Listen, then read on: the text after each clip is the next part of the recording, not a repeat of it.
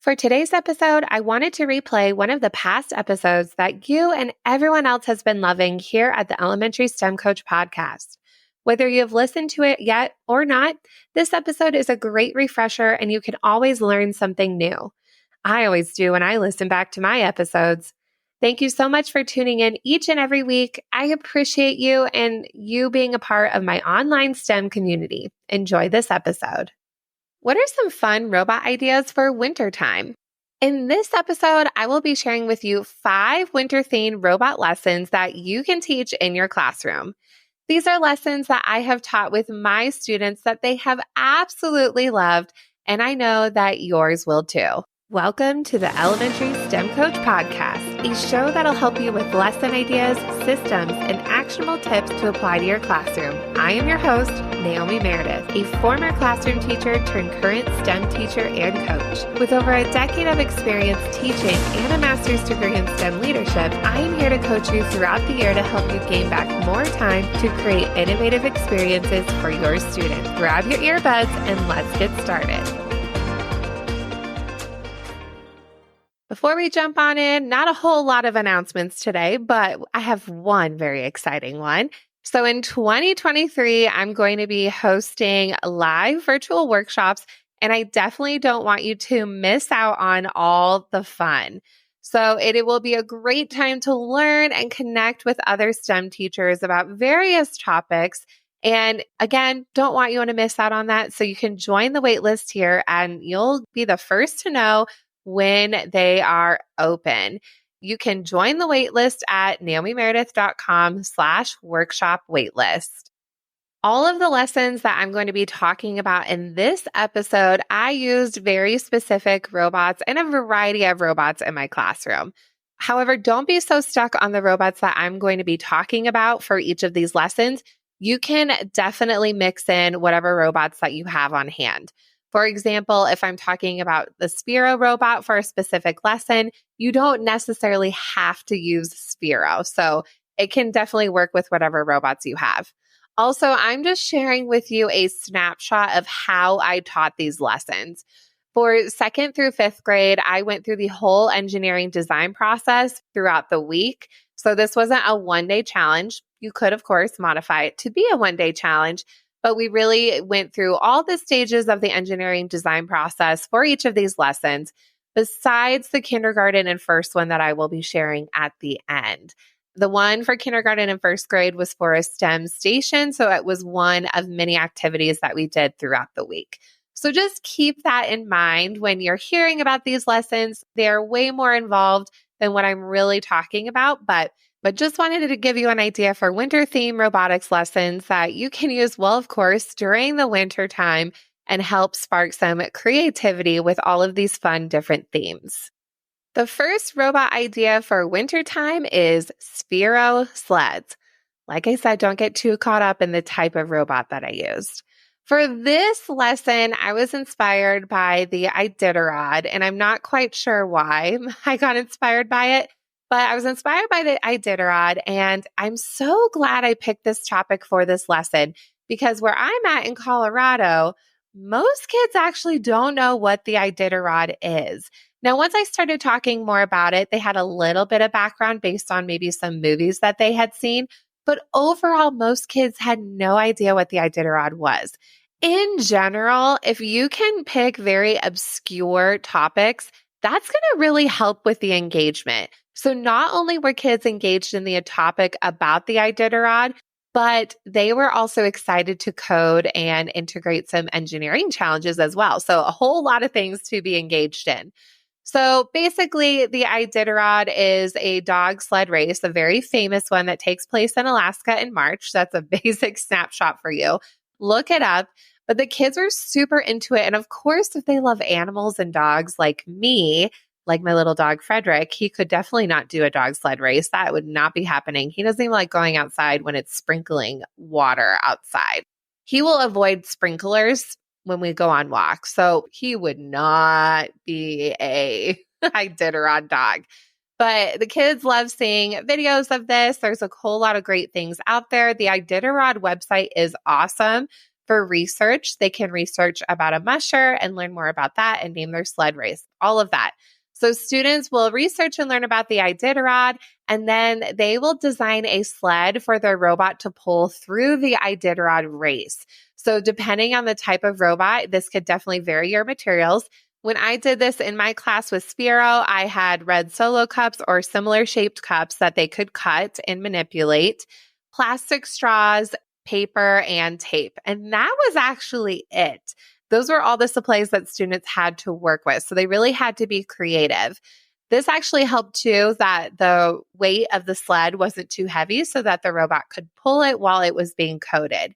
And then students would have to code their robot through the Iditarod race. So I have a racetrack that has all of the checkpoints that are actually listed in the actual race. And so students can learn about that pathway and how treacherous it is and how there are so many different angles to go through. It's really fun too, because depending on their sled design, it really changes of how the robot moves and how it affects the racetrack. This is a really fun challenge. The kids are super engaged and super excited, and then they get to learn about something that they may not have heard about before. The second robot idea for wintertime is Sphero Snowflakes. Again, use whatever robot you want.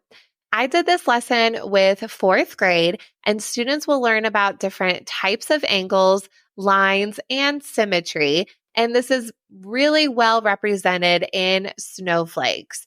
There's some awesome videos out there when it comes to the math behind snowflakes and how they have all these different things.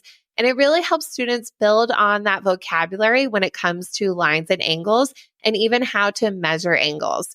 Depending on the type of robot that you have, you can even code that robot to go in certain angles, which is really helpful as well.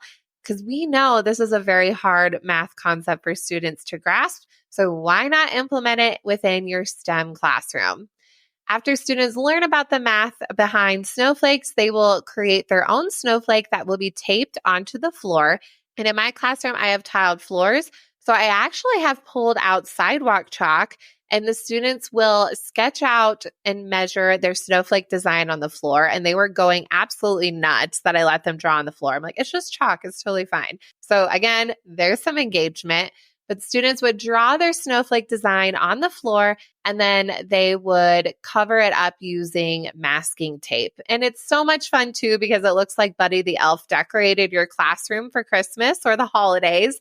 And so you have these fun snowflake designs for the week, and then students can pull them up when they are all finished. You could build your own snowflakes, but it's way more fun to have the kids build the snowflakes, and they get so creative with their designs.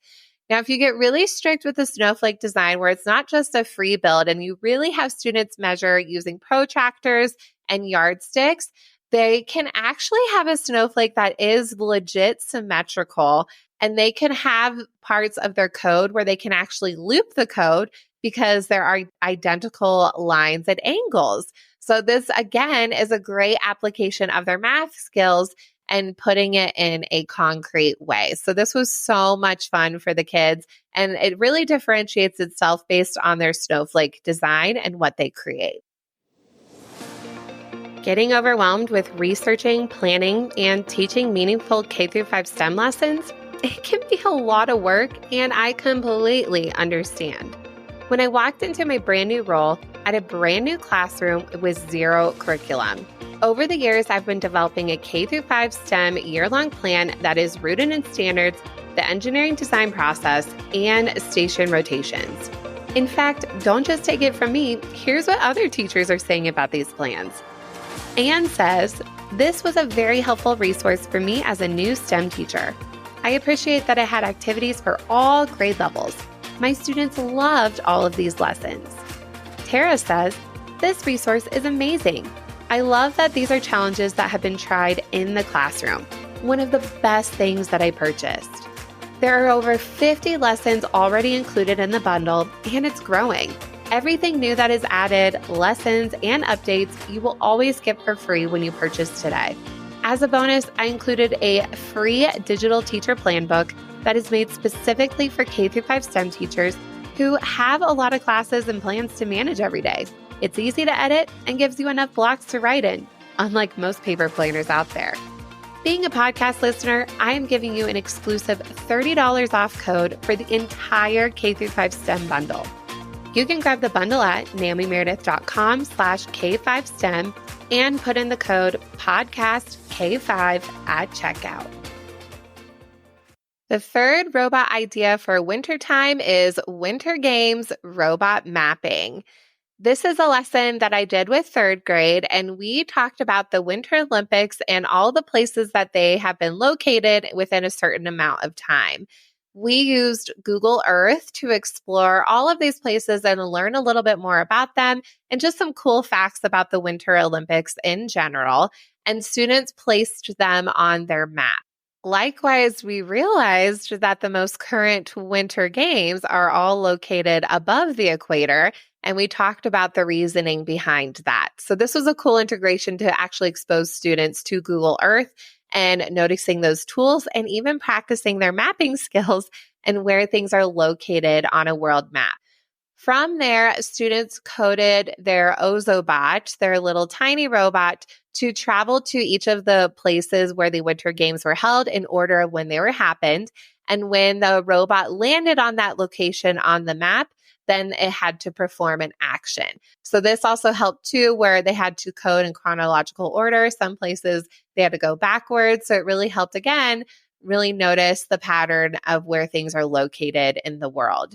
If you did this with larger robots, you could use the same map template that I used, and you could blow it up even bigger. If you even Google ways to print a PDF on multiple pages, you could definitely do this. Print the map very ginormous, and then you could laminate it if you wanted to, and then use larger robots. So don't feel like limited where you can't use Ozobots. I know at the time of this recording, those are actually hard to get your hands on right now. So you can use a variety of different things as well. So it's just a really cool connection to think about the Winter Games, what they are, and where they are located in the world. The fourth robot idea for wintertime is winter animal migration robots. This one was for second grade, and we did mapping in a different way. We talked about different animals and the reasons why they might migrate and how there are a bunch of animals that decide to migrate during the winter time.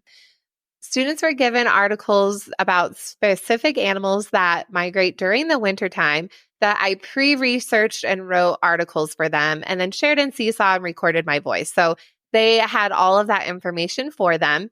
They chose an animal out of that selection that they were most passionate about, and then they had to code their animal with the migration path that it takes during the wintertime on a specific map.